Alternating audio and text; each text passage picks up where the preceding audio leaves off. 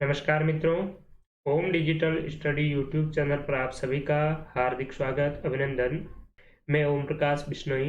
आज का ये वीडियो लाइब्रेरियन स्टूडेंट्स के लिए ही है जो इस भर्ती परीक्षा के लिए 3 गुना में अपीयर हुए हैं और उन सभी कैंडिडेट्स के डॉक्यूमेंट वेरिफिकेशन की डेट भी जारी कर दी है, शेड्यूल भी डाल दिया है बोर्ड ने। आपने वो शेड्यूल देख ही लिया होगा, नहीं देखा है तो बोर्ड की वेबसाइट पर आपको मिल जाएगा। तो 18 नवंबर से 1 दिसंबर के मध्य आपका डॉक्यूमेंट वेरिफिकेशन है वो होने वाला है और इसको लेकर काफ़ी स्टूडेंट्स के कॉल और मैसेज आ रहे थे कि स्क्रूटनी जो फॉर्म है वो किस प्रकार से भरें और इसमें ज़रूरी कौन कौन से डॉक्यूमेंट हैं जो हमें साथ में लेकर जाने होंगे। तो इसी को ध्यान में रखते हुए इस वीडियो के माध्यम से मैं आपको संपूर्ण जानकारी है वो प्रोवाइड करवाने का प्रयास करूंगा। तो सबसे पहले तो आपको क्या करना है, 2-3 चीज़ें महत्वपूर्ण है जो आपको ध्यान में रखनी है। पहली बात तो आपको 2018 में जो बोर्ड ने जारी किया था विस्तृत आवेदन पत्र वो आपको डाउनलोड करना है। दूसरी बात ये कि आपने जो फॉर्म भरा था और जो आपकी एप्लीकेशन फॉर्म है उनको भी आपको डाउनलोड करके अपने पास में रखना है, साथ रखना है डॉक्यूमेंट्स के। इसके अलावा इसी बोर्ड की वेबसाइट पर आप कैंडिडेट कॉर्नर में जाएंगे तो यहाँ पर आपको डिटेल्ड स्क्रूटिनी फॉर्म मिलेगा, इसको आपको डाउनलोड कर लेना है और डाउनलोड करने के बाद में आपको इसकी 2 प्रिंट निकलवानी है। ठीक है, 2 सेट आपको इसके डाउनलोड के बाद में निकलवाने हैं, प्रिंट निकलवानी है दोनों की अलग अलग। उसके बाद में इसको किस प्रकार से भरना है और इसके साथ में कौन कौन से डॉक्यूमेंट्स है वो अटैच करना है ये भी मैं आपको बता देता हूँ। तो इतना काम आप कर लीजिए, उसके बाद में हम देखते हैं कि आपको और क्या करना है। तो यहाँ पर ये आप जब डाउनलोड करेंगे तो इस प्रकार का आवेदन पत्र है आपको मिलेगा देखने को। और इस आवेदन पत्र पर क्या करना है, आपको यहाँ पर शुरुआत में जो इंस्ट्रक्शन लिखे हुए हैं ये इंस्ट्रक्शन आपको अच्छी तरीके से पढ़ लेने हैं। ठीक है, यहाँ पर प्रमाण पत्र कौन कौन से लेने हैं, जो आयु प्रमाण पत्र है, इसके अलावा भी जो कैरेक्टर सर्टिफिकेट है, जाति प्रमाण पत्र है, ये चीज़ें आपको साथ में लेकर जाना है। तो ये मैं आपको बता दूंगा। अब आपको क्या करना है, ये पेज नंबर 4 से 12 तक ये जो आवेदन परिनिरीक्षा प्रपत्र है इनको आपको इसकी 2 प्रिंट है वो निकलवानी है। ठीक है, पूरे के पूरे की 2 प्रिंट। उसके बाद में इस पर आपको 100 रुपये का पोस्टल ऑर्डर है वो यहाँ पर चिपकाना है। ठीक है, आपको 100 रुपये का जो पोस्टल ऑर्डर है वो सचिव राजस्थान कर्मचारी चयन बोर्ड के नाम का होना चाहिए और वो आपको यहाँ पर लगाना है साथ में। ठीक है, तो 2 यहाँ पर आपको कॉपी लेनी है। तो काफ़ी स्टूडेंट्स को डाउट होंगे कि 2 ये जो पोस्टल ऑर्डर है 100 रुपये का अलग अलग दोनों पर लगाना है या एक पर। तो केवल और केवल एक पर आपको 100 रुपये का पोस्टल ऑर्डर लगाना है और दूसरे पर आप उसकी फोटोकॉपी भी लगा सकते हैं।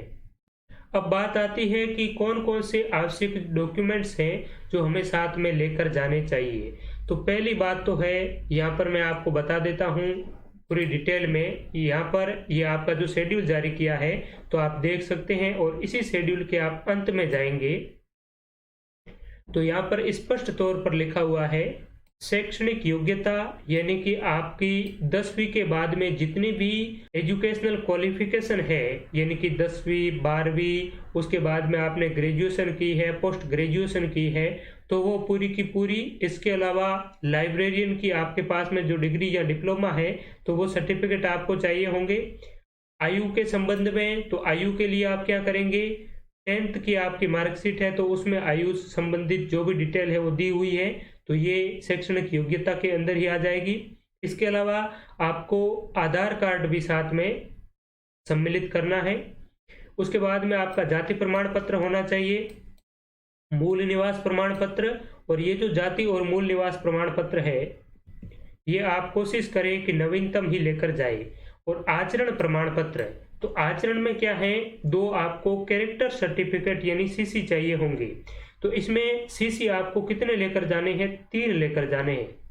3 कौन कौन से, 2 सीसी तो आपके गजेटेड ऑफिसर के, ठीक है, जो फर्स्ट ग्रेड गजेटेड ऑफिसर हैं के द्वारा हस्ताक्षरित 2 चरित्र प्रमाण पत्र, इसके अलावा 1 चरित्र प्रमाण पत्र आपने जहां से शिक्षा प्राप्त की है अंतिम रूप से उस कॉलेज या स्कूल के प्रिंसिपल के द्वारा जारी आपको चरित्र प्रमाण पत्र है वो लेकर जाना है। और उसी में ही जो आपने रेगुलर जहां से शिक्षा प्राप्त की है वहां का चरित्र प्रमाण पत्र होना चाहिए। ठीक है, अगर आपने जैसे पोस्ट ग्रेजुएशन की है वर्धमान ओपन यूनिवर्सिटी से, तो वहां से आपको चरित्र प्रमाण पत्र की जरूरत नहीं होगी। उससे पहले आपने जहां से रेगुलर शिक्षा प्राप्त की है वहां से ही आपको चरित्र प्रमाण पत्र है वो लेकर जाना होगा। मैं आपको यहाँ पर बता देता हूं मैं जो लेकर गया था। आप देखिए, मैं आपको संपूर्ण जानकारी बताऊंगा। ये जो इस कॉलेज के द्वारा जारी चरित्र प्रमाण पत्र है, तो इस प्रकार का आपने जहां से भी अंतिम रूप से शिक्षा प्राप्त की है वहां के संस्था प्रधान का आपको चरित्र प्रमाण पत्र है वो लेकर जाना है। ठीक है, इसके बाद में अगर आप विशेष योग्यजन हैं, फिजिकली हैंडीकैप है, तो आपको उनका भी चरित्र प्रमाण पत्र।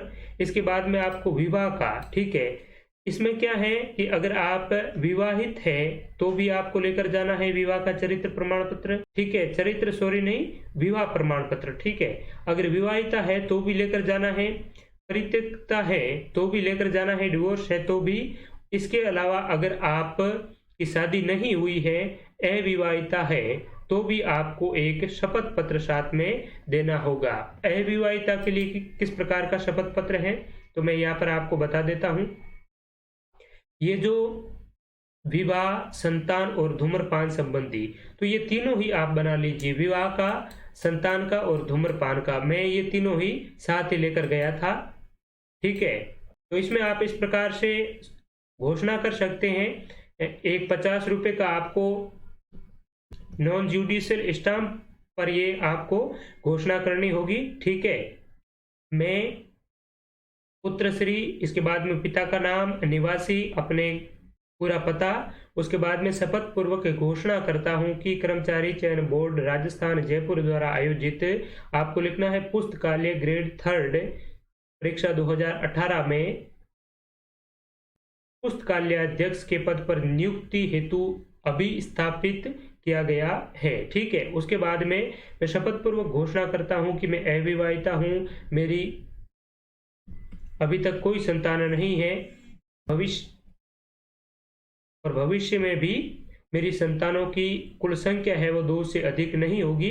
तो इस प्रकार से आपको ये घोषणा पत्र है वो अटैच करना है साथ में। और साथ ही साथ आप जो धूम्रपान संबंधी जो घोषणा है वो भी आप एक लाइन में लिख दीजिए। उसके बाद में अपना स्वयं का हस्ताक्षर यहाँ पर करना है और यहाँ पर भी आपको हस्ताक्षर करना है और नोटरी पब्लिक से आप अटेस्टेड करवा लेना। तो ये तो हो गया कौन कौन सा, विवाह, संतान और धूम्रपान संबंधी। उसके बाद में खेल, राष्ट्रीयता, सेवारत होने का मूल प्रमाण पत्र, अगर आपके पास में ऐसी कोई विशेष उपलब्धियां हैं तो इसका भी आपको साथ ही साथ प्रमाण पत्र है वो देना है। और जो भी आप प्रमाण पत्र दे रहे हैं उसकी आप क्या करें कि 2-2 फोटोकॉपी करवा लीजिए और जो भी फोटोकॉपी आप करवा रहे हैं उन पर अपने स्वयं का हस्ताक्षर कर लीजिए, सेल्फ अटेस्टेड कर लीजिए। और बाकी जो मूल डॉक्यूमेंट है वो भी आपको साथ में रखना है पास में। तो ये आपको डॉक्यूमेंट है वो लेकर जाने हैं। इसके अलावा अब बात करते हैं कि इसको भरेंगे कैसे। ये जो आवेदन पत्र है, विस्तृत आवेदन से परिनिरीक्षा प्रपत्र है, इनको कैसे भरेंगे। तो यहाँ पर मैंने आपको बताया 100 रुपये का आपको पोस्टल ऑर्डर लगवाना है।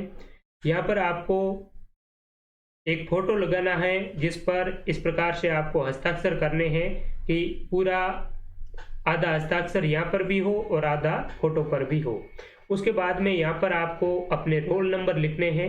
ये रोल नंबर आप SSO ID पर जाकर देखेंगे तो आपको मिल जाएंगे वहां पर। उसके बाद में आवेदन पत्र क्रमांक, तो आवेदन पत्र है उसका जो क्रमांक है वो भी आपको अपनी एप्लीकेशन ID पर मिल जाएगा, एप्लीकेशन नंबर। ठीक है, तो एप्लीकेशन नंबर आप यहाँ पर भर सकते हैं, भर दीजिए। उसके बाद में आपको मेरिट क्रमांक, तो मेरिट क्रमांक में आपको कुछ भी नहीं भरना है, यहाँ पर अंतिम परिणाम हेतु है, लेकिन अंतिम परिणाम आपका अभी तक आया नहीं है। पोस्टल ऑर्डर नंबर, आपने जो 100 रुपये का पोस्टल ऑर्डर यहाँ पर लगाया था उसके पोस्टल ऑर्डर का नंबर यहाँ पर आपको लिखना है सही सही और स्पष्ट शब्दों में। विज्ञापन संख्या, तो आपका जो विज्ञापन है वो कब जारी हुआ, उस विज्ञापन की संख्या क्या है वो आपको यहाँ पर लिखना है। तो विज्ञापन संख्या आपकी ये रही 11 स्लेश करके आप 11/2018, ठीक है। तो इस प्रकार से आप भर दीजिए। मैं यहाँ पर भी बता देता हूँ, ये रोल नंबर लिखे हैं मैंने, उसके बाद में आवेदन पत्र क्रमांक, मेरिट में कुछ नहीं लिखना है, पोस्टल ऑर्डर इस प्रकार से होगा आपका, ये आपको लिख देना है, ठीक है। और विज्ञापन संख्या है आपकी, ये नहीं है, आपकी विज्ञापन संख्या कौन सी है, ये है 11/2018, ठीक है। इसके बाद में बात करते हैं इस स्क्रूटनी फॉर्म के पद कोड और क्रम संख्या। तो विज्ञापन संख्या आपने 2018, ठीक है, 11 स्लेश करके 2018 कर दीजिए। उसके बाद में पद कोड और क्रम संख्या, तो ये आपको खाली ही रखना है, कुछ नहीं करना। पद का नाम, तो पद का नाम क्या है, पुस्तकालयाध्यक्ष ग्रेड 3rd, ये आपको लिखना है, इतना सीधी भर्ती नहीं लिखना है, पुस्तकालयाध्यक्ष ग्रेड 3rd, ठीक है। यहाँ पर जैसे मैंने लिखा है लिपिक ग्रेड 3rd, ठीक है। और विभाग का नाम, तो आपका जो विभाग है वो कौन सा है, माध्यमिक शिक्षा विभाग, यहाँ पर स्पष्ट लिखा हुआ है माध्यमिक शिक्षा विभाग, तो आप विभाग के नाम में भी ये लिख सकते हैं। इसके बाद में जो आरक्षण वर्ग है, इसमें आप कौन सी कैटेगरी में आते हैं, अगर आप जैसे EWS में है या फिर जनरल कैटेगरी में है, तो जनरल कैटेगरी में अगर आप इस कैटेगरी से संबंध रखते हैं तो यहाँ पर चेक मार्क लगा दीजिए और यहाँ पर लिख दीजिए हाँ, ठीक है। बाकी को आप क्रॉस कर दीजिए, सभी को, खाली एक भी नहीं रखना है आपको। मूल निवास व जन्म स्थान, इसमें आप क्या भरेंगे, मूल निवास यानी कि अपने राज्य का नाम, राजस्थान के हैं तो राजस्थान, अदर स्टेट के हैं तो अपने जो भी स्टेट है वो, अपने जिले का नाम भरना है, डिस्ट्रिक्ट का नाम, तहसील का नाम, और अन्य टिप्पणी में आप अपना गांव का नाम लिख सकते हैं। और जन्म स्थान में भी अगर आपका भिन्न है मूल स्थान से जन्म स्थान, तो जो भी है वो आप लिख दीजिए, या फिर आप दोनों सेम भी लिख सकते हैं। अतिरिक्त विशेष श्रेणी, यहाँ पर महिला है तो महिला में अविवाहिता, विवाहित, विधवा या विच्छिन्न विवाह, जिस भी आप कैटेगरी में हैं तो वहां पर आप चेक मार्क लगा दीजिए, ठीक है। यहाँ पर महिला में भी अविवाहिता है तो यहाँ पर चेक मार्क, बाकी में क्रॉस कर दीजिए। सेवारत कर्मचारी के लिए भी आप यहाँ पर भर दीजिए, गजेटेड है, नॉन गजेटेड है, पंचायती राज या जिस भी में है तो आप यहाँ पर भर सकते हैं। उसके बाद में महत्वपूर्ण पॉइंट ये है कि आवेदक का नाम यहाँ पर भरना है, हिंदी में भरना है। यहाँ पर नाम, आपका जो भी नाम है वो आपको हिंदी में स्पष्ट शब्दों में यहाँ पर लिखना है। उसके बाद में अंग्रेजी में ब्लॉक लेटर्स यानी कि कैपिटल लेटर में आपको अपना नाम है वो लिखना है। जो नाम आपका 10th की मार्कशीट में है उसे ही यहाँ पर आप फिल कीजिए, जो आपने आवेदन पत्र में भी लिखा था। पिता का नाम, माता का नाम लिखना है हिंदी में। उसके बाद में आवेदक की जन्म तिथि, ठीक है, जो आपने एप्लीकेशन आईडी में भरी है 10th की मार्कशीट में भी वही होगी, तो वो आपको यहाँ पर लिखना है, ठीक है। जैसे कि मेरी अगर जन्म डेट 1 जनवरी 1998 है तो यहाँ पर 01/01/1998 कर देंगे। उसके बाद में विज्ञप्ति में निर्धारित तिथि को आयु, तो विज्ञप्ति में निर्धारित तिथि को आयु कितनी होनी चाहिए, तो ये आप कैसे काउंट करेंगे, तो विज्ञप्ति में आपकी जो आयु है उसका निर्धारण है वो कब से किया है, तो यहाँ पर देखिए आप, ये आप ही की विज्ञप्ति है, LDC की नहीं है, ठीक है। तो यहाँ पर आपको दिख जाएगी डेट भी 1 जनवरी 2019, ठीक है।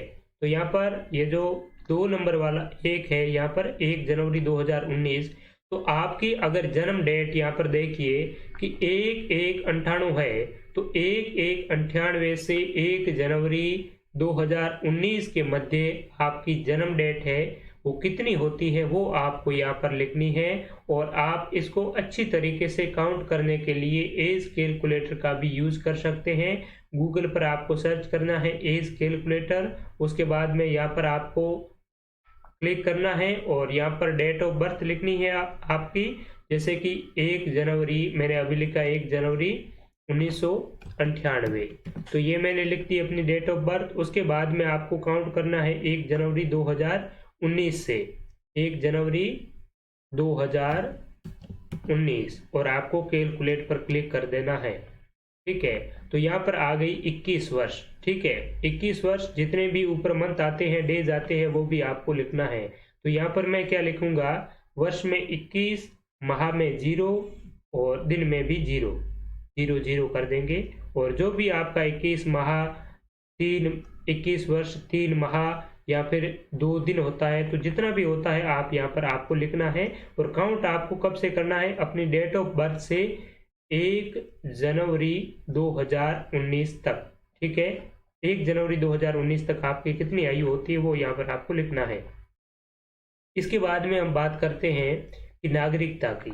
नेशनलिटी, अगर आप भारतीय हैं तो यहाँ पर आपको भारतीय चेक मार्क करना है, और यहाँ पर भी अन्य पर आपको काट देना है। ठीक है, धर्म, जिस भी धर्म से आप संबंध रखते हैं, हिंदू, मुस्लिम, सिख, ईसाई, जैन, तो यहाँ पर आपका धर्म लिखना है। वैवाहिक स्थिति, जो मैरिटल स्टेटस है, वो आप विवाहिता है तो इस पर क्लिक कर दीजिए। अविवाहिता है, सॉरी अविवाहिता है तो अविवाहिता पर, विवाहिता है तो बाकी जो आपको लागू नहीं हो रहे हैं यहाँ पर, तो उसको आप क्रॉस मार्क है वो कर दीजिए। इसके बाद में बात करते हैं हम विवाह का विवरण। अगर आप विवाहिता है तो आपको यहाँ पर विवाह का विवरण है वो प्रस्तुत करना है। अविवाहिता है तो नॉन एप्लीकेबल आप यहाँ पर लिख सकते हैं, जिस प्रकार से यहाँ पर मैंने जो भरा है वो आप देख सकते हैं। ठीक है, नॉन एप्लीकेबल, इस प्रकार से आपको ये भर देना है। उसके बाद में पत्र व्यवहार, संतान संबंधी विवरण है, तो अविवाहिता है तो संतान संबंधी विवरण भी आपका नॉन एप्लीकेबल ही होगा, और विवाहिता है और संतान भी है तो आपको डिटेल भरनी है कि पुत्र की जन्म डेट क्या है, और उनका यहाँ पर नाम भरना है आपको। ठीक है, उसके बाद में पत्र व्यवहार का पता, तो पत्र व्यवहार का पता में आप अपना पूरा एड्रेस लिखेंगे। यहाँ पर देखिए, आप अपना गांव लिखना है, उसके बाद में अपनी तहसील, जिला और अपने पोस्ट ऑफिस का पिन कोड। ठीक है, उसके बाद में स्थायी पता में भी आप अपना पूरी की पूरी जो पता है वो आप लिख दीजिए। स्थायी और जो आपका दोनों सेम है तो सेम लिख दीजिए, अलग है तो अलग लिखना है। उसके साथ में आप लास्ट में अपना मोबाइल नंबर भी लिख सकते हैं। ठीक है, मोबाइल नंबर लिखना जरूरी है क्योंकि यहाँ पर कोष्टक में लिखा है मोबाइल नंबर, तो मोबाइल नंबर भी आप लास्ट में लिख दीजिए। उसके बाद में शैक्षणिक योग्यता है, एजुकेशनल क्वालिफिकेशन की बात आती है, तो यहाँ पर परीक्षा जो उत्तीर्ण की है तो मैट्रिक, हाई स्कूल या सेकेंडरी, यानी कि 10th की जो परीक्षा आपने उत्तीर्ण की है। उसके बाद में 10th में जो कुल अंक है वो कितने हैं, जैसे 700 है तो 700 में मैंने अगर 377 प्राप्त किए हैं, 377 में प्रतिशत कितना हुआ तो 62.83%। उसके बाद में आपको ग्रेड लिखना है तो फर्स्ट ग्रेड। ठीक है, श्रेणी फर्स्ट श्रेणी है। ठीक है, उसके बाद में वर्ष, यानी कि कौन से वर्ष में आपने ये 10th की परीक्षा है वो उत्तीर्ण की, तो जो भी आपके वर्ष लागू हो रहा है वो आपको यहाँ पर लिख देना है। ऐच्छिक विषय में आपको ऑल सब्जेक्ट भरने हैं, सभी विषय। कोर्स की जो अवधि है वो कितनी है तो 1 वर्ष से होता है। उसके बाद में रोल नंबर, आपके जो रोल नंबर है वो आपकी जो मार्कशीट है उसके ऊपर लिखे होंगे वो भरने हैं। और बोर्ड, यानी कि माध्यमिक शिक्षा बोर्ड से की है तो BSER अजमेर आपको लिख देना है। और रोल नंबर क्रमांक, तो रोल नंबर क्रमांक और रोल नंबर है ये दोनों अलग अलग चीजें हैं। रोल नंबर आपकी मार्कशीट में नीचे लिखे हुए होंगे, और रोल नंबर क्रमांक है वो आपकी मार्कशीट अगर इस प्रकार से है तो यहाँ पर आपको कॉर्नर पर रोल नंबर क्रमांक है वो लिखे हुए मिलेंगे, तो वो आपको यहाँ पर लिख देने हैं। यहाँ पर जो मैंने भर रखा है आपको बता देता हूँ, तो इस प्रकार से आपको भरना है। ठीक है, रोल नंबर आप यहाँ पर डायगोनली भी भर सकते हैं। उसके बाद में रोल नंबर क्रमांक, और उसके बाद में 12th की आपको जानकारी भरनी है। यहाँ पर 12th के बाद में आपने ग्रेजुएशन की है तो उसकी। ठीक है, ये सभी आपको इस प्रकार से भरना है। और जो 12th और जो ग्रेजुएशन है और पोस्ट ग्रेजुएशन है तो उसमें आपको जो ऐच्छिक विषय है उनमें जो भी आपके 3 सब्जेक्ट रहे हैं वो भरने हैं इस प्रकार से। जैसे मैंने पॉलिटी, ज्योग्राफी और हिंदी साहित्य है, ये 3 भरे हैं। ठीक है, उसके बाद में आपको क्या करना है कि अन्य कोई उपाधि या डिप्लोमा। ठीक है, तो इसमें आपको एक तो जो आपके लिए ज़रूरी है वो चीज़ भरनी है। ज़रूरी क्या है इसमें, अगर आपकी जो RSCIT है वो अगर ज़रूरी है तो आप यहाँ पर RSCIT भर सकते हैं। इसी के साथ में आपने जो डिप्लोमा किया है इसका लाइब्रेरी साइंस का, तो वो भी आपको यहाँ पर साथ ही साथ भरना है। उसके बाद में बात करें तो यहाँ पर इंटर्नशिप अगर आपकी लागू होती है तो कितने वर्ष और कितने माह कितने दिनों तक आपने की है वो यहाँ पर आपको डिटेल भरनी है। रजिस्ट्रेशन विवरण है, यहाँ पर आप अगर ये चीज़ें आप पर अगर लागू होती है तो ही आपको यहाँ पर भरना है। उसके बाद में पद हेतु आवश्यक जो अनुभव प्रमाण पत्र है, कोई भी एक्सपीरियंस अगर आपकी वैकेंसी के लिए है तो यहाँ पर आपको वो पूरा का पूरा विवरण है वो डालना है, ठीक है। उसके बाद में अतिरिक्त विस्तृत सूचना, यानी कि आपने ये जो आपका एक्सपीरियंस है इससे भी आपने इतर कोई कार्य किया है तो वो यहाँ पर आपको लिखना है। उसके बाद में यहाँ पर दिया हुआ है, यदि आप विज्ञापन के अनुसार अधिकतम आयु सीमा में छूट चाहते हैं तो प्रमाण पत्र सहित संबंध प्रावधान का उल्लेख करें जिसके अंतर्गत आप आयु सीमा में छूट प्राप्त करने के अधिकारी हैं, ठीक है। अगर आपकी एज लिमिट है वो पूरी हो रही है और आप SC ST OBC इनको जो छूट मिल रही है एज लिमिटेशन में, तो वो अगर आप चाहते हैं तो इसके लिए आपको एक एफिडेविट भी साथ में संलग्न करना होगा, ठीक है। तो उसकी भी आपको यहाँ पर डिटेल है वो भरनी है। इसके अलावा भी आपकी कोई जर्नल है वो प्रकाशित हुई है या फिर आपने कुछ रिसर्च किया है तो उसके बारे में आपको यहाँ पर विवरण है वो दे देना है, ठीक है। इसके बाद में आपने कोई मेडल जीता हो, कुछ पुरस्कार प्राप्त किया हो तो वो भी आपको यहाँ पर आप भर सकते हैं, ठीक है। उसके बाद में अगर आपने किसी भी परीक्षा में धोखाधड़ी की है और आपको ब्लैक लिस्ट किया गया है किसी भी बोर्ड ने, किसी भी आयोग ने, तो यहाँ पर आप अपना विवरण है वो दे सकते हैं। उसके बाद में आवेदक द्वारा शपथ युक्त घोषणा, तो यहाँ पर आपको स्थान लिखना है। तो स्थान में आप क्या करेंगे, अपने गांव का नाम लिख सकते हैं, तहसील का नाम और डेट है वो भी आप लिख सकते हैं। उसके बाद में आवेदक के पूर्ण हस्ताक्षर है, आपको इस प्रकार से जो भी आपने हस्ताक्षर किए हैं शुरुआत में वो आपको यहाँ पर सिग्नेचर है वो करना है, ठीक है। अब बात आती है संलग्न सूची प्रपत्र 2। तो प्रपत्र जो 2 है इसको बहुत ही आपको बारीकी से सावधानी पूर्वक भरना है। स्वहस्ताक्षरित फोटो प्रति, ठीक है। यहाँ पर आपको स्वहस्ताक्षरित तो सभी करने ही हैं, ठीक है। अंक पत्र मैट्रिक, हाई स्कूल या सेकेंडरी, अंक पत्र आपको जारी क्रमांक व दिनांक, तो ये जारी क्रमांक कहाँ पर होंगे और दिनांक कहाँ पर होगी, तो यहाँ पर आप देखिए जारी जो क्रमांक है वो तो मैंने आपको अभी पहले ही बताया कि रोल नंबर जो क्रमांक है या फिर जारी क्रमांक है वो आपको यहाँ पर ऊपर लिखा हुआ मिलेगा, अपनी मार्कशीट है वो यहाँ पर, ठीक है। इसके बाद में जो जारी कब हुई, आपकी जो 10th की मार्कशीट है वो जारी कब हुई, तो उसकी जो जारी डेट है वो आपको बॉटम पर यहाँ पर मिलेगी लेफ्ट साइड में, तो वो आप यहाँ पर लिख दीजिए। उसके बाद में संलग्न संख्या, तो यहाँ पर 1 लिखना है। पहली नंबर पर आप 10th की मार्कशीट ली है। उसके बाद में उपाधि प्रमाण पत्र, तो आपने अगर 2012 के बाद में 10th की है, ठीक है, तो उसमें तो उपाधि प्रमाण पत्र और ये जो अंक तालिका है दोनों साथ ही आती है, तो आप दोनों अगर एक साथ है तो सेम का सेम आप यहाँ पर लिख दीजिए। संलग्न संख्या में भी 1 लिख सकते हैं, ठीक है, क्योंकि एक ही है।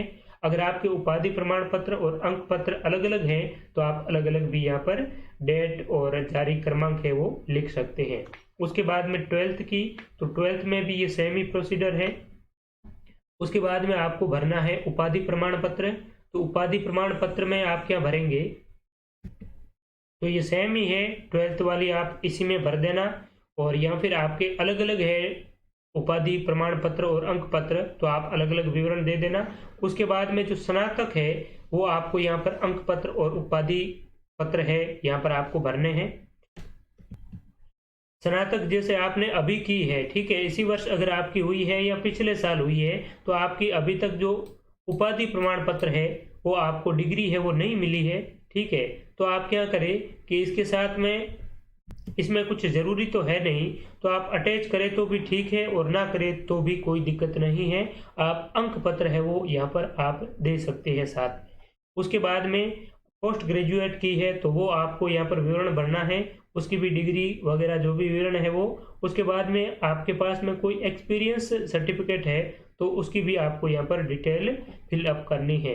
उसके बाद में यहाँ पर पहले तो बहुत कम ही थे ऑप्शन, अभी और भी बढ़ा दिए हैं इन्होंने। तो अंक पत्र डिप्लोमा, तो यहाँ पर डिप्लोमा अंक पत्र में आप क्या भरेंगे कि यहाँ पर आपको लाइब्रेरी साइंस का जो डिप्लोमा है वो मांगा है, तो वो आप यहाँ पर आपको भरना है, उसकी जो जारी क्रमांक और दिनांक, उसके बाद में संलग्नक में क्या करना है आपको, यहाँ पर एक, ये दोनों सेम है तो एक यहाँ पर, उसके बाद में दो, दोनों सेम है तो दो। तो इस प्रकार से आपको सीरीज वाइज है वो यहाँ पर संलग्न आपको लिखने हैं और इसी के अकॉर्डिंग आपका जो पूरा का पूरा डॉक्यूमेंट है वो व्यवस्थित होना चाहिए, ठीक है। उसके बाद में बात करते हैं अनुभव प्रमाण पत्र और मूल निवास। तो मूल निवास आपका वैसे 10 साल तक का चलता है, लेकिन आप कोशिश करें कि जो अपना जाति प्रमाण पत्र बनाते हैं तो उसी के साथ में आप मूल निवास भी नवीनतम बनाकर ही लेकर जाए, ठीक है। जाति प्रमाण पत्र तो आपको, अगर आप EWS, SC, ST, OBC या MBC के हैं तो आपको नवीनतम ही बनाकर लेकर जाना है। अन्य प्रमाण पत्र में क्या आएंगे, तो अन्य प्रमाण पत्र में आपको आय प्रमाण पत्र है संलग्न करना है। इसके अलावा 2 चरित्र प्रमाण पत्र जो अंतिम जो गजेटेड अधिकारी से प्रमाणित है वो आपको डालने हैं और अंतिम शिक्षण संस्थान का आपको कैरेक्टर सर्टिफिकेट भी डालना है, ठीक है। तो आय शिक्षण संस्थान का चरित्र प्रमाण पत्र और गजेटेड अधिकारी से प्रमाणित, उसके अलावा आपको आधार कार्ड भी साथ में संलग्न कर देना है लास्ट में। इसी के अलावा जो इनकम सर्टिफिकेट है, तो इनकम सर्टिफिकेट अगर आप नॉन क्रिमिलियर है, संपन्न वर्ग के नहीं है तो आपको बनाना है, क्रिमिलियर के लिए इसकी जरूरत नहीं है। इसके अलावा यहाँ पर आपको कुछ नहीं करना है, ये ऑफिशियल यूज के लिए है। शिक्षा संबंधी प्रमाण पत्र, तो ये केवल उन्हीं के लिए भरना है जो कैंडिडेट्स जो अपेक्षित शैक्षणिक अर्हता थी उसको उत्तीर्ण नहीं की है उन्होंने, लेकिन आवेदन की जो अंतिम तिथि है, आवेदन की लास्ट डेट है, तब तक उसकी वो परीक्षा में सम्मिलित हो रहा हो या फिर हो गया है, ठीक है। तो यहाँ पर आपको क्या लिखना है, प्रमाणित किया जाता है कि श्री अपना नाम, पिता का नाम, अपना जो एड्रेस है वो, और जो कि इस पद के लिए यानी कि लाइब्रेरियन ग्रेड 3 के विज्ञापन में निर्धारित अंतिम तिथि तक इस पद की अपेक्षित शैक्षणिक अर्हता के अंतिम वर्ष के पाठ्यक्रम में सम्मिलित हो चुका है। तो ये आपको तभी भरना है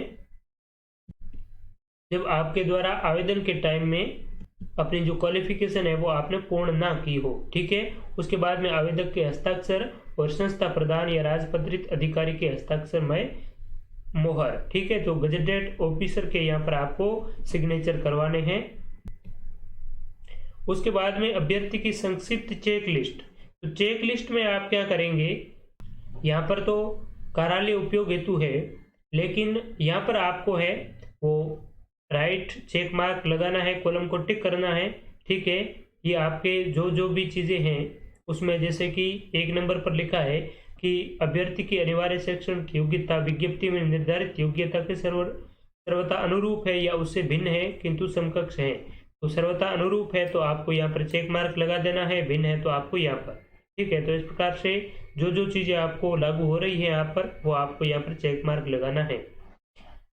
कैटेगरी की बात करें तो यहाँ पर आप देख सकते हैं, इसमें भी जो चीज़ें आप पर लागू हो रही है उस पर आप चेक मार्क लगा दीजिए।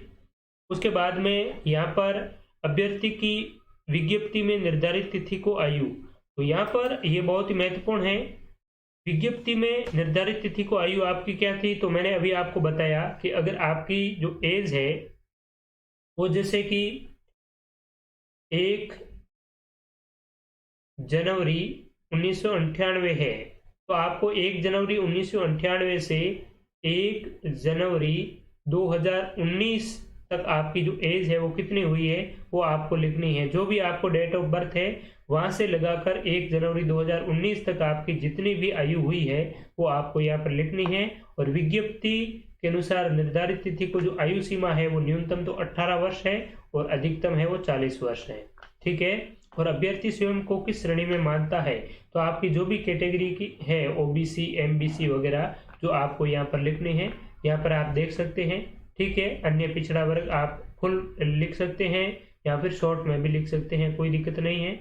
उसके बाद में अधिकतम आयु सीमा में विविध श्रेणी या वर्गों के लिए दे छूट के सामान्य प्रावधान, तो इसमें भी आपको राजस्थान राज्य के अनुसूचित जाति, जनजाति, अन्य पिछड़ा वर्ग के पुरुष, अगर आप छूट इसके अकॉर्डिंग अगर आपने ली है, अगर आप चाहते हैं तो यहाँ पर आपको राइट मार्क लगाना है, और नहीं चाहते हैं तो आपको क्रॉस यहाँ पर कर देना है। ठीक है, तो ये चीज़ें हैं सभी आप अच्छी तरीके से पढ़कर इनको अपने अकॉर्डिंग है वो चेक मार्क आप लगा दीजिए। इसके बाद में आपके सिग्नेचर है यहाँ पर करने हैं। यहाँ पर आपको कुछ नहीं करना है, ऑफिशियली यूज़ के लिए है। ठीक है, लेकिन यहाँ पर आपको ये चीज़ें हैं वो करनी है, ये ऑफिशियली यूज़ है, आपको कुछ नहीं करना है यहाँ पर। इसके बाद में वो अभिशंसा करेंगे और सिग्नेचर कर देंगे। ठीक है, तो ये चीज़ें हैं सारी की सारी कंप्लीट जानकारी मैंने आपको इस वीडियो के माध्यम से प्रोवाइड करवाने का प्रयास किया, और आई होप आपके सारे डाउट्स है वो क्लियर हो गए होंगे। यहाँ पर क्या भरना है, क्या नहीं भरना है, और कौन कौन से डॉक्यूमेंट है आपको लेकर जाना है। तो डॉक्यूमेंट की बात करें तो मैं आपको एक बार दोबारा बता देता हूँ। आपको 10th की मार्कशीट लेकर जानी है। ठीक है, उसके बाद में आपको डिग्री अलग से है, इसकी उपाधि प्रमाण पत्र तो वो लेकर जाना है, और 10th की और 12th की में लगभग अभी वर्तमान में जो भी 2012-13 के बाद में आ रही है तो उसमें साथ ही दोनों में मिलती है। उसके बाद में आपको पास में जो ग्रेजुएशन की है तो ग्रेजुएशन की डिग्री और डिप्लोमा, उसके बाद में पोस्ट ग्रेजुएशन की जो अंक तालिका और डिग्री है वो लेकर जाना है। उसके बाद में आपके पास में जो डिप्लोमा है, जैसे लाइब्रेरी साइंस का है, ठीक है, जो भी होता है डिग्री डिप्लोमा, तो वो आपको साथ में संलग्न करना है। इसके अलावा आपके पास में अगर RSCIT इसमें ज़रूरी है तो वो भी आपको साथ में संलग्न करनी है। इसके अलावा एक्सपीरियंस कोई भी आपके पास में सर्टिफिकेट है तो वो मूल निवास, ठीक है, मूल निवास आपको लेकर जाना है। इसके बाद में आपको जाति प्रमाण पत्र लेकर जाना है, जो भी जिस जनरल के लिए जरूरी नहीं है, और बाकी जितने भी कैंडिडेट्स है SC ST के लिए, तो उनके लिए सभी को ये जो वर्ग है इन सभी को लेकर जाना है नवीनतम जाति प्रमाण पत्र। ठीक है, इसके अलावा आय प्रमाण पत्र भी आपको लेकर जाना है अगर आप नॉन क्रीमिलियर में है, संपन्न वर्ग के नहीं है। ठीक है, तो ये जितने भी 14-15 डॉक्यूमेंट है वो आपको पूरे के पूरे लेकर जाने हैं। ठीक है, 10th 12th graduation, post graduation, library science, RSCIT, उसके बाद में जाति, मूल, इनकम सर्टिफिकेट, और 2 आपको चरित्र प्रमाण पत्र लेकर जाने हैं गजेटेड ऑफिसर से प्रमाणित, और एक आपको जो कैरेक्टर सर्टिफिकेट है वो अपने अंतिम शिक्षण संस्थान से लेकर जाने हैं, और ये गजेटेड ऑफिसर से 2 चरित्र प्रमाण पत्र है, ये दोनों अलग अलग के सिग्नेचर किए हुए होने चाहिए। ठीक है, और ये जो पूरी की पूरी जितने भी आप डॉक्यूमेंट लेकर जा रहे हैं उनका आपको 2 सेट लेकर जाना है। ठीक है, 2 सेट आपको लेकर जाना है। साथ ही साथ जो जरूरी जो भी सर्टिफिकेट है आपके, ये उनकी मूल प्रति भी आपको साथ में लेकर जाना है। इसके अलावा आपको आधार कार्ड और आपने जो भी एप्लीकेशन फॉर्म भरा था वो एप्लीकेशन फॉर्म भी आप साथ में अटैच कर दीजिए। ठीक है, तो मित्रों ये सारी की सारी जानकारी थी जो मैंने आपको प्रोवाइड करवाने का प्रयास किया। आई होप आपके लिए यूजफुल रही होगी, और भी अपने मित्रों के साथ में शेयर करें ताकि उनके भी इस प्रकार से जो डाउट्स है वो क्लियर हो जाए, और सभी डॉक्यूमेंट तैयार करते हुए आप निश्चित टाइम पर डॉक्यूमेंट वेरिफिकेशन करवाएं। 18 तारीख से 1 दिसंबर के मध्य आपका डॉक्यूमेंट वेरिफिकेशन है वो चलने वाला है, और उम्मीद करते हैं कि आपको जनवरी तक ज्वाइनिंग भी दे दें। तो आप सभी को आगामी फाइनली सिलेक्शन के लिए मेरी ओर से हार्दिक शुभकामनाएं। बहुत बहुत धन्यवाद। नमस्कार।